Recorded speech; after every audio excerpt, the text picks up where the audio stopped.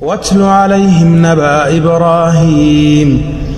إذ قال لأبيه وقومه ما تعبدون قالوا نعبد أصناما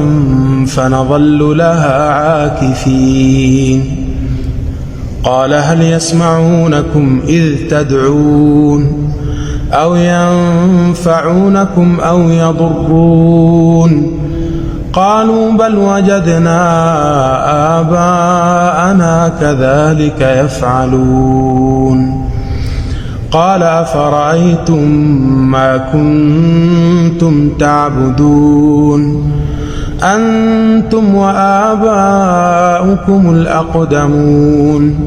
فإنهم عدو لي إلا رب العالمين الذي خلقني فهو يهدين والذي هو يطعمني ويسقين وإذا مرضت فهو يشفين والذي يميتني ثم يحيين والذي أطمع أن يغفر لي خطيئتي يوم الدين رب هب لي حكما وألحقني بالصالحين واجعل لي لسان صدق في الآخرين واجعلني من ورثة جنة النعيم واغفر لأبي إنه كان من الضالين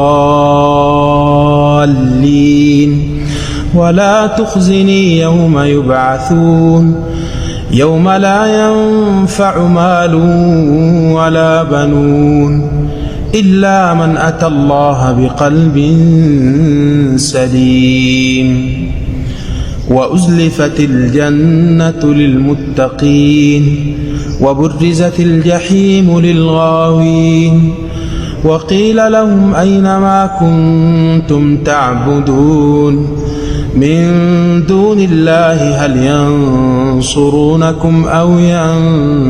ينتصرون فكبكبوا فيها هم والغاوون وجنود إبليس أجمعون قالوا وهم فيها يختصمون تالله إن كنا لفي ضلال مبين إذ نسويكم برب العالمين وما أضلنا إلا المجرمون فما لنا من شافعين ولا صديق حميم فلو أن لنا كرة فنكون من المؤمنين إن في ذلك لآية وما كان أكثرهم مؤمنين وإن ربك لهو العزيز الرحيم